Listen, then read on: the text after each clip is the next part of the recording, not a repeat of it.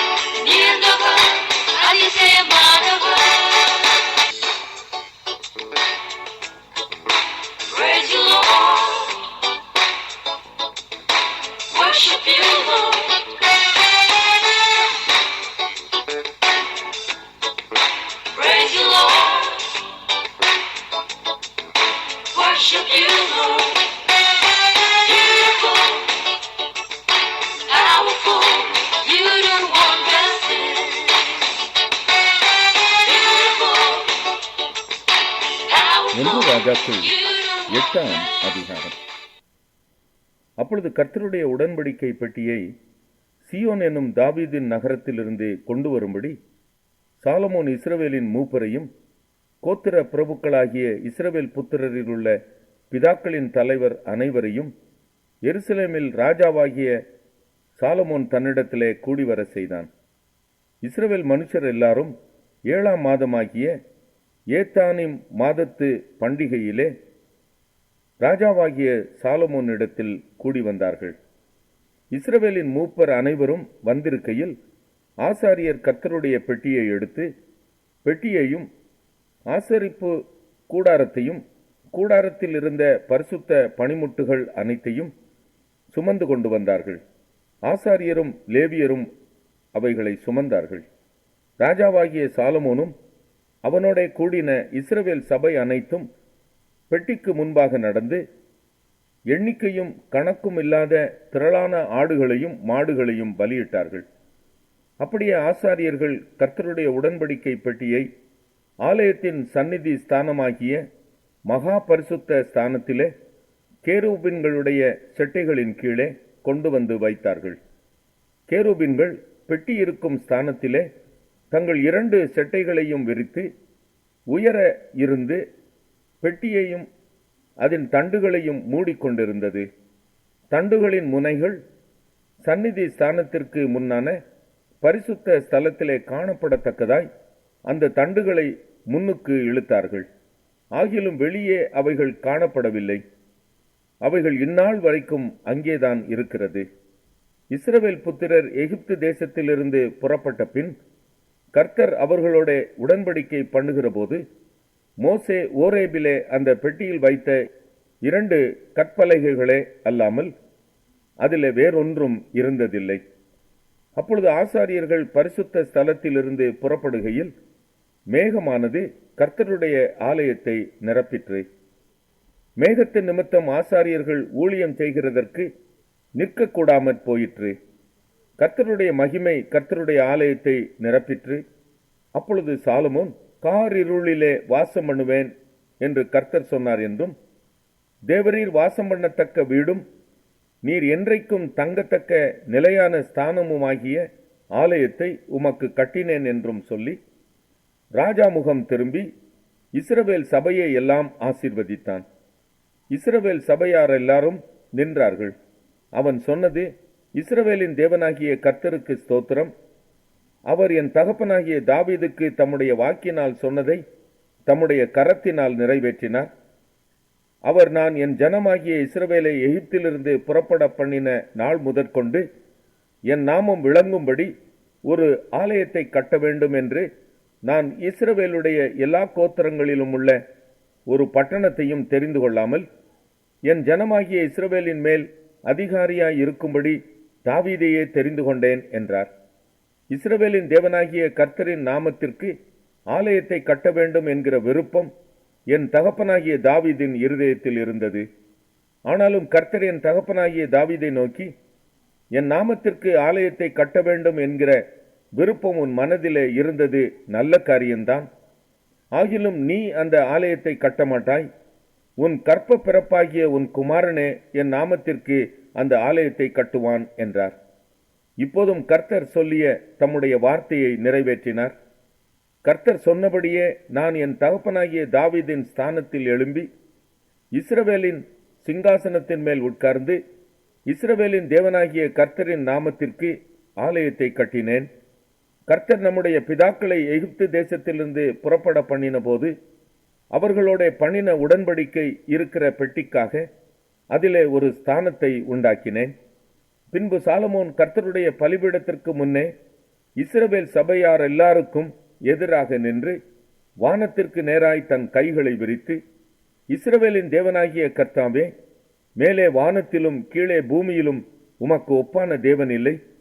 தங்கள் முழு இருதயத்தோடும் உமக்கு முன்பாக நடக்கிற உமது அடியாருக்கு உடன்படிக்கையையும் கிருபையையும் காத்து வருகிறீர். தேவரீர் என் தகப்பனாகிய தாவீது என்னும் உம்முடைய தாசனுக்கு செய்த வாக்குத்தத்தத்தை காத்தருளினீர். அதை உம்முடைய வாக்கினால் சொன்னீர். இந்நாளில் இருக்கிறபடி உம்முடைய கரத்தினால் அதை நிறைவேற்றினீர். இஸ்ரவேலின் தேவனாகிய கர்த்தாவே, தேவரீர் என் தகப்பனாகிய தாவீது என்னும் உம்முடைய தாசனை நோக்கி, நீ எனக்கு முன்பாக நடந்தது போல உன் குமாரரும் எனக்கு முன்பாக நடக்கும்படி தங்கள் வழியை காப்பார்களேயானால் இஸ்ரவேலின் சிங்காசனத்தின் மேல் வீற்றிருக்கும் புருஷன் எனக்கு முன்பாக உனக்கு இல்லாமற் போவதில்லை என்று சொன்னதை இப்பொழுது அவனுக்கு நிறைவேற்றும். இஸ்ரவேலின் தேவனே, என் தகப்பனாகிய தாவீது என்னும் உம்முடைய தாசனுக்கு சொன்ன உம்முடைய வார்த்தை மெய் என்று விளங்குவதாக. தேவன் மெய்யாக பூமியிலே வாசம் பண்ணுவாரோ? இதோ வானங்களும் வானாதி வானங்களும் உம்மை கொள்ளாதே. நான் கட்டின இந்த ஆலயம் எம்மாத்திரம்? என் தேவனாகிய கர்த்தாவே, உமது அடியேன் இன்று உமது சந்நிதியில் செய்கிற விண்ணப்பத்தையும் மன்றாட்டையும் கேட்டு உமது அடியனுடைய விண்ணப்பத்தையும் வேண்டுதலையும் திருவுளத்தில் கொண்டருளும்.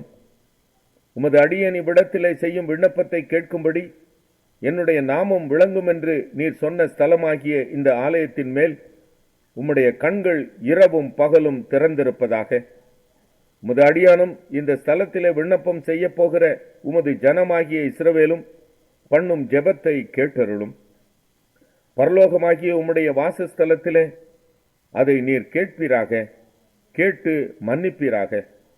ஒருவன் தன் அயலானுக்கு குற்றம் செய்திருக்கையில் இவன் அவனை ஆணையிட சொல்லும்போது அந்த ஆணை இந்த ஆலயத்திலே உம்முடைய பலிபீடத்திற்கு முன் வந்தால் அப்பொழுது பரலோகத்தில் இருக்கிற தேவரீர் கேட்டு துன்மார்க்கனுடைய நடக்கையை அவன் தலையின் மேல் சுமர பண்ணி அவனை குற்றவாளியாக தீர்க்கவும் நீதிமானுக்கு அவனுடைய நீதிக்கு தக்கதாய் செய்து அவனை நீதிமானாக்கவும் தக்கதாய் உமது அடியாரை நியாயம் தீர்ப்பீராக.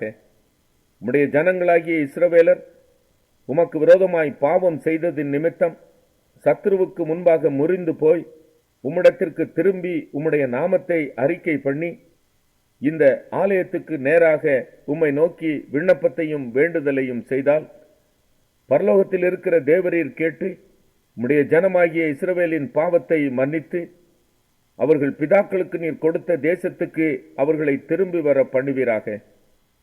அவர்கள் உமக்கு விரோதமாய் பாவம் செய்ததினால் வானம் அடைபட்டு மழை பெய்யாதிருக்கும் போது அவர்கள் இந்த ஸ்தலத்திற்கு நேராக விண்ணப்பம் செய்து உம்முடைய நாமத்தை அறிக்கை பண்ணி தங்களை தேவரீர் கிளேசப்படுத்துகையில் தங்கள் பாவங்களை விட்டு திரும்பினால் பரலோகத்தில் இருக்கிற தேவரீர் கேட்டு உமது அடியாரும் உமது ஜனமுமாகிய இஸ்ரவேலும் செய்த பாவத்தை மன்னித்து அவர்கள் நடக்க வேண்டிய நல் வழியை அவர்களுக்கு போதித்து தேவரீர் உமது ஜனத்திற்கு சுதந்திரமாக கொடுத்த உமது தேசத்தில் மழை பெய்ய கட்டளையிடுவீராக.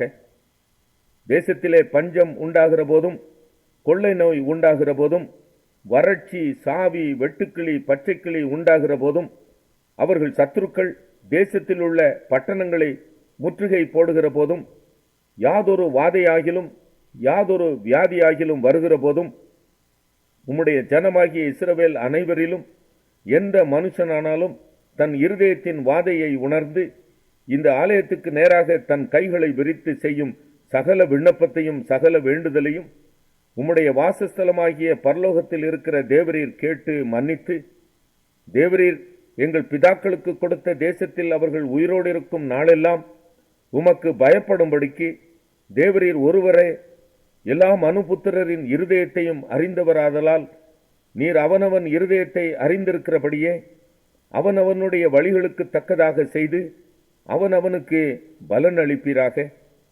உம்முடைய ஜனமாகிய இஸ்ரவேல் ஜாதி அல்லாத அந்நிய ஜாதியார் உமது மகத்துவமான நாமத்தையும் உமது பலத்த கரத்தையும் உமது ஓங்கிய புயத்தையும் கேள்விப்படுவார்களே. அப்படி கொத்த அந்நிய ஜாதியானும் உமது நாமத்தின் நிமித்தம் தூர தேசத்திலிருந்து வந்து இந்த ஆலயத்துக்கு நேராக விண்ணப்பம் பண்ணினால் உமது வாசஸ்தலமாகிய பரலோகத்தில் இருக்கிற தேவரீர் அதை கேட்டு பூமியின் ஜனங்கள் எல்லாரும் உம்முடைய ஜனமாகிய இஸ்ரவேலைப் போல உமக்கு பயப்படும்படிக்கும் நான் கட்டின இந்த ஆலயத்துக்கு உம்முடைய நாமம் தரிக்கப்பட்டதென்று அறியும்படிக்கும் உம்முடைய நாமத்தை அறியத்தக்கதாக அந்த அந்நிய ஜாதியான் உம்மை நோக்கி வேண்டிக் கொள்வதின்படியெல்லாம் தேவரீர் செய்வீராக. நீர் உம்முடைய ஜனங்களை அனுப்பும் வழியிலே அவர்கள் தங்கள் சத்துருக்களோடு யுத்தம் பண்ண புறப்படும் போது நீர் தெரிந்து கொண்ட இந்த நகரத்துக்கும் உம்முடைய நாமத்துக்கும் நான் கட்டின இந்த ஆலயத்துக்கும் நேராக கர்த்தரை நோக்கி விண்ணப்பம் பண்ணினால் பரலோகத்தில் இருக்கிற தேவரீர் அவர்கள் விண்ணப்பத்தையும் வேண்டுதலையும் கேட்டு அவர்கள் நியாயத்தை விசாரிப்பீராக.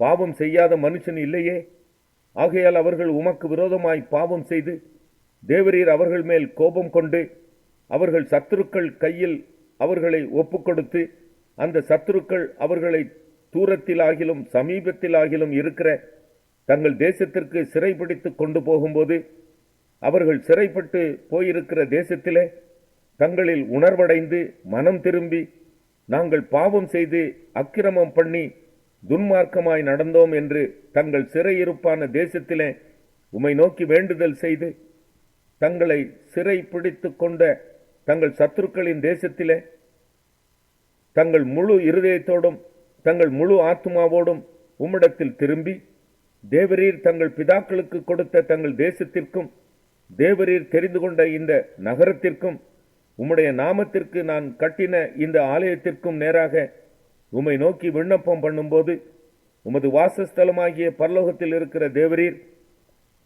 அவர்கள் விண்ணப்பத்தையும் வேண்டுதலையும் கேட்டு அவர்கள் நியாயத்தை விசாரித்து உம்முடைய ஜனங்கள் உமக்கு விரோதமாய் செய்த பாவத்தையும் அவர்கள் உம்முடைய கட்டளையை மீறிய அவர்கள் துரோகங்களையும் எல்லாம் மன்னித்து அவர்களை சிறைப்பிடித்து கொண்டு போகிறவர்கள் அவர்களுக்கு இரங்கத்தக்கதான இரக்கத்தை அவர்களுக்கு கிடைக்க பண்ணுவீராக. அவர்கள் எகிப்தென்கிற இருப்பு காளவாயின் நடுவிலிருந்து தேவரீர் புறப்பட பண்ணின உம்முடைய ஜனமும் உம்முடைய சுதந்திரமுமாய் இருக்கிறார்களே. அவர்கள் உம்மை நோக்கி வேண்டிக் கொள்வதின் படியெல்லாம் தேவரீர் அவர்களுக்கு செய்யும்படி உம்முடைய கண்கள் உமது அடியானின் வேண்டுதலுக்கும் உமது ஜனமாகிய இஸ்ரவேலின் வேண்டுதலுக்கும் திறந்திருப்பதாக.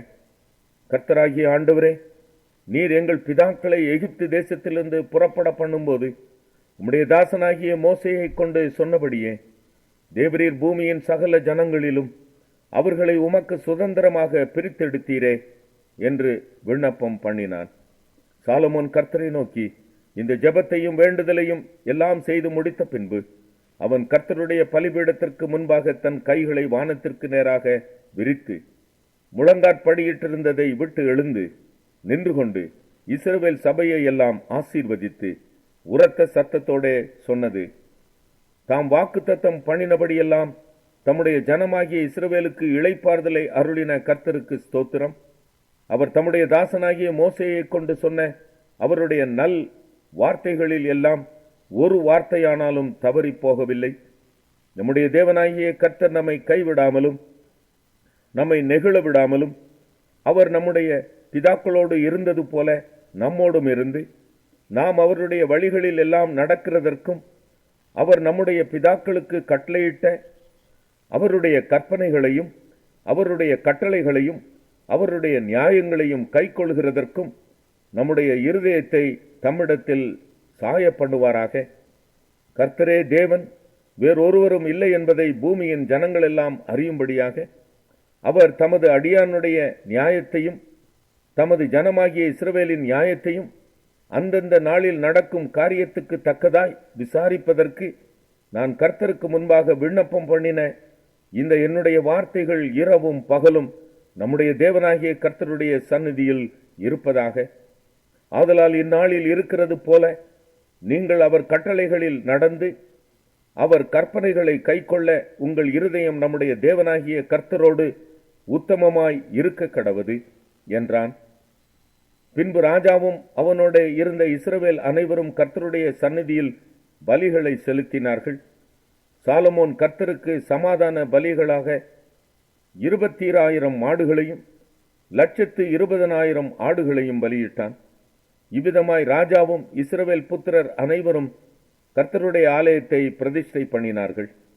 கர்த்தருடைய சந்நிதியில் இருந்த வெண்கல பலிபீடம் சர்வாங்க தகன பலிகளையும் போஜன பலிகளையும் சமாதான பலிகளின் நிணத்தையும் கொள்ள மாட்டாமல் சிறிதா இருந்தபடியினால் ராஜா கர்த்தருடைய ஆலயத்திற்கு முன் இருக்கிற பிரகாரத்தின் நடு மையத்தை பரிசுத்தப்படுத்தி அன்றைய தினம் அங்கே சர்வாங்க தகன பலிகளையும் போஜன பலிகளையும் சமாதான பலிகளின் நிணத்தையும் செலுத்தினான். அக்காலத்தில் தானே சாலமோனும் ஆமாத்தின் எல்லை தொடங்கி எகிப்தின் நதி மட்டும் இருந்து வந்து அவனோட இருந்த பெரிய கூட்டமாகிய இஸ்ரவேல் அனைத்தும் நம்முடைய தேவனாகிய கர்த்தருடைய சந்நிதியில் 7 நாளும் அதற்கு பின்பு வேறே 7 நாளும் ஆக 14 நாள் வரைக்கும் பண்டிகையை ஆசரித்தார்கள். 8ஆம் நாளிலே ஜனங்களுக்கு விடை கொடுத்து அனுப்பினான். அவர்கள் ராஜாவை வாழ்த்தி கர்த்தர் தமது தாசனாகிய தாவீதுக்கும் தமது ஜனமாகிய இஸ்ரவேலுக்கும் செய்த எல்லா நன்மைக்காகவும் சந்தோஷப்பட்டு மனமகிழ். எரேமியா 34ஆம் அதிகாரம். பாபிலோன் ராஜாவாகிய நேபுகாத் நேச்சாரும் அவனுடைய சர்வ சேனையும் அவன் ஆள்கைக்குட்பட்ட பூமியின் சகல ராஜ்யங்களும் சகல ஜனங்களும் எருசலேமுக்கும் அதை சேர்ந்த சகல பட்டணங்களுக்கும் விரோதமாக யுத்தம் பண்ணுகையில் எரேமியாவுக்கு கர்த்தரால் உண்டான வார்த்தை. இஸ்ரவேலின் தேவனாகிய கர்த்தர் உரைக்கிறது என்னவென்றால், நீ போய் யூதாவின் ராஜாவாகிய சிதேக்கியாவின் இடத்தில் பேசி அவனுக்கு சொல்ல வேண்டியது, இதோ நான் இந்த நகரத்தை பாபிலோன் ராஜாவின் கையில் ஒப்பு கொடுக்கிறேன். அவன் இதை அக்கினியால் சுட்டெரிப்பான். நீ அவன் கைக்கு தப்பி போகாமல் நிச்சயமாய் பிடிபட்டு அவன் கையில் ஒப்பு கொடுக்கப்படுவாய். உன் கண்கள் பாபிலோன் ராஜாவின் கண்களை காணும். அவன் வாய் உன் வாயோடே பேசும். நீ பாபிலோனுக்கு போவாய் என்று கர்த்தர் சொல்லுகிறார். ஆகிலும் யூதாவின் ராஜாவாகிய சிதேக்கியாவே, கர்த்தருடைய வார்த்தையை கேள். உன்னை குறித்து கர்த்தர் சொல்லுகிறது என்னவென்றால், நீ பட்டயத்தாலே சாவதில்லை, சமாதானத்தோடே சாவாய். உனக்கு முன் இருந்த ராஜாக்களாகிய உன் பிதாக்களின் நிமித்தம் கந்த வர்க்கங்களை கொளுத்தினது போல உன் நிமித்தமும் கொளுத்தி, ஐயோ ஆண்டவனே என்று சொல்லி உனக்காக புலம்புவார்கள். இது நான் சொன்ன வார்த்தை என்று கர்த்தர் உரைத்தார் என்று சொல் என்றார். இந்த வார்த்தைகளை எல்லாம் தீர்க்கதரிசியாகிய எரேமியா எருசலேமிலே யூதாவின் ராஜாவாகிய சிதேக்கியாவினிடத்தில் சொன்னான். அப்பொழுது பாபிலோன் ராஜாவின் சேனைகள் எருசலேமுக்கு விரோதமாகவும் யூதாவின் எல்லா பட்டணங்களிலும் மீந்த பட்டணங்களாகிய லாகீசுக்கும் அசேக்காவுக்கும் விரோதமாகவும் யுத்தம் பண்ணி கொண்டிருந்தது. யூதாவின் அரணிப்பான பட்டணங்களில் இவைகளே மீந்திருந்தவைகள்.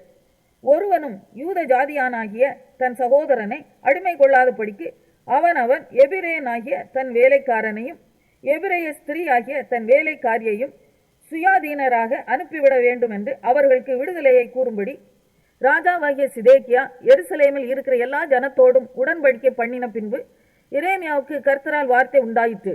ஒவ்வொருவனும் தன் வேலைக்காரனையும் தன் வேலைக்காரியையும் இனி அடிமை கொள்ளாதபடிக்கு சுயாதீனராக அனுப்பிவிட வேண்டும் என்று உடன்படிக்கைக்கு உட்பட்ட எல்லா பிரபுக்களும் எல்லா ஜனங்களும் கேட்டபோது செவி கொடுத்து அவர்களை அனுப்பிவிட்டார்கள்.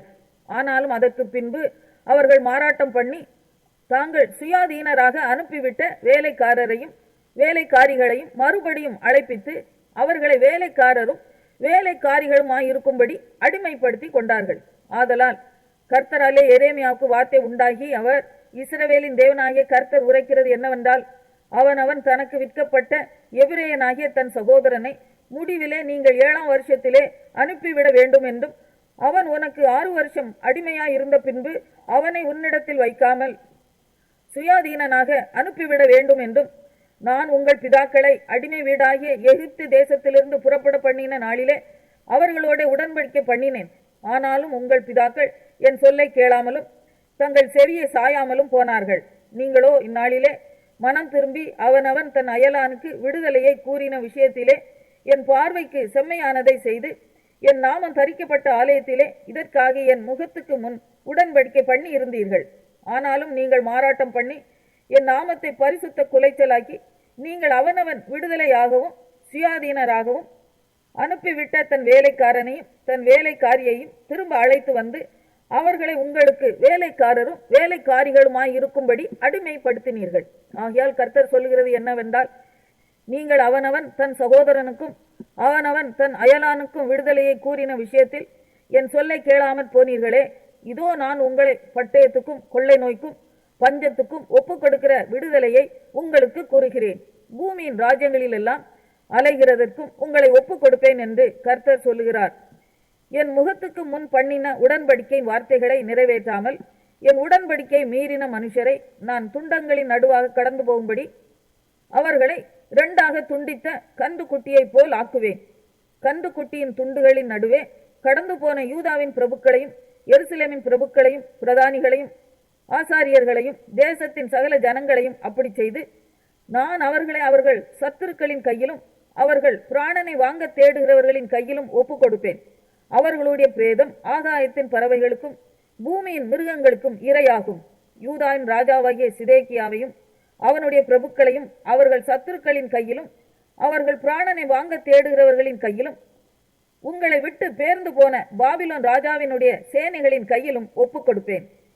இதோ நான் கட்டளை கொடுத்து அவர்களை இந்த நகரத்துக்கு திரும்ப பண்ணுவேன். அவர்கள் அதற்கு விரோதமாக யுத்தம் பண்ணி அதை பிடித்து அதை அக்கினியினால் சுட்டரிப்பார்கள். யூதாவின் பட்டணங்களையும் ஒருவரும் அவைகளில் குடியிராதபடி பாழாய் போக பண்ணுவேன் என்று. மார்க்கு 8ஆம் அதிகாரம். அந்த நாட்களிலே திரளான ஜனங்கள் கூடி வந்திருக்கையில் அவர்கள் சாப்பிடுகிறதற்கு ஒன்றுமில்லாத போது இயேசு தம்முடைய சீஷரை அழைத்து, ஜனங்களுக்காக பரிதவிக்கிறேன். இவர்கள் இப்பொழுது என்னிடத்தில் தங்கியிருந்த 3 நாளாய் சாப்பிட ஒன்றுமில்லாதிருக்கிறார்கள். இவர்களில் சிலர் தூரத்திலிருந்து வந்தவர்களாகையால் நான் இவர்களை பட்டினியாய் வீட்டிற்கு அனுப்பிவிட்டால் வழியில் சோர்ந்து போவார்களே என்றார். அதற்கு அவருடைய சீஷர்கள், இந்த வனாந்திரத்திலே ஒருவன் எங்கே இருந்து அப்பங்களை கொண்டு வந்து இத்தனை பேர்களை திருப்தியாக்க கூடும் என்றார்கள். அதற்கு அவர், உங்களிடத்தில் எத்தனை அப்பங்கள் உண்டு என்று கேட்டார். அவர்கள் 7 அப்பங்கள் உண்டு என்றார்கள். அப்பொழுது அவர் ஜனங்களை தரையிலே பந்தி இருக்க கட்டளையிட்டு அந்த 7 அப்பங்களையும் எடுத்து ஸ்தோத்திரம் பண்ணி பிட்டு அவர்களுக்கு பரிமாறும்படி சீஷர்களிடத்தில் கொடுத்தார். அவர்கள் ஜனங்களுக்கு பரிமாறினார்கள். சில சிறு மீன்களும் அவர்களிடத்தில் இருந்தது. அவர் அவைகளையும் ஆசீர்வதித்து அவர்களுக்கு பரிமாறும்படி சொன்னார். அவர்கள் சாப்பிட்டு திருப்தி அடைந்தார்கள். மீதியான துணிக்கைகளை 7 கூடை நிறைய எடுத்தார்கள். சாப்பிட்டவர்கள் ஏறக்குறைய 4000 பேராயிருந்தார்கள். பின்பு அவர் அவர்களை அனுப்பிவிட்டார். உடனே அவர் தம்முடைய சீஷரோட கூட படவில் ஏறி தல்மானுத்தாவின் எல்லைகளில் வந்தார். அப்பொழுது பரிசேயர் வந்து அவருடைய தர்க்கிக்க தொடங்கி அவரை சோதிக்கும்படி வானத்திலிருந்து ஒரு அடையாளத்தை காண்பிக்க வேண்டும் என்று கேட்டார்கள். அவர் தம்முடைய ஆவியில் பெருமூச்சு விட்டு, இந்த சந்ததியார் அடையாளம் தேடுகிறது என்ன? இந்த சந்ததியாருக்கு ஒரு அடையாளமும் கொடுக்கப்படுவதில்லை என்று மெய்யாகவே உங்களுக்கு சொல்லுகிறேன் என்று சொல்லி அவர்களை விட்டு மறுபடியும் படவில் ஏறி அக்கறைக்கு போனார். சீஷர்கள் அப்பங்களை கொண்டு வர மறந்து போனார்கள். படவிலே அவரிடத்தில் ஒரு அப்பம் மாத்திரம் இருந்தது. அவர் அவர்களை நோக்கி, நீங்கள் பரிசேயருடைய புளித்த மாவை குறித்தும் ஏரோதின் புளித்த மாவை குறித்தும் எச்சரிக்கையாயிருங்கள் என்று கற்பித்தார். அதற்கு அவர்கள், நம்மிடத்தில் அப்பங்கள் இல்லாதபடியால் இப்படி சொல்லுகிறார் என்று தங்களுக்குள்ளே யோசனை பண்ணி கொண்டார்கள். இயேசு அதை அறிந்து அவர்களை நோக்கி, உங்களிடத்தில் அப்பங்கள் இல்லாதபடியினால் நீங்கள் யோசனை பண்ணுகிறதென்ன? இன்னும் சிந்தியாமலும் உணராமலும் இருக்கிறீர்களா? இன்னும் உங்கள் இருதயம் கடினமாயிருக்கிறதா? உங்களுக்கு கண்கள் இருந்தும் காணாதிருக்கிறீர்களா? காதுகள் இருந்தும் கேளாதிருக்கிறீர்களா? நினைவு கூறாமலும் இருக்கிறீர்களா? நான் 5 அப்பங்களை 5000 பேருக்கு பங்கிட்ட போது மீதியான துணிக்கைகளை எத்தனை கூடை நிறைய எடுத்தீர்கள் என்று கேட்டார். 12 என்றார்கள். நான் 7 அப்பங்களை 4000 பேருக்கு பங்கிட்ட போது மீதியான துணிக்கைகளை எத்தனை கூடை நிறைய எடுத்தீர்கள் என்று கேட்டார். 7 என்றார்கள். அப்படியானால் நீங்கள் உணராதிருக்கிறது எப்படி என்றார். பின்பு அவர் பெத்சாயிதா ஊருக்கு வந்தார். அப்பொழுது ஒரு குருடனை அவரிடத்தில் கொண்டு வந்து அவனை தொடும்படி அவரை வேண்டிக் கொண்டார்கள்.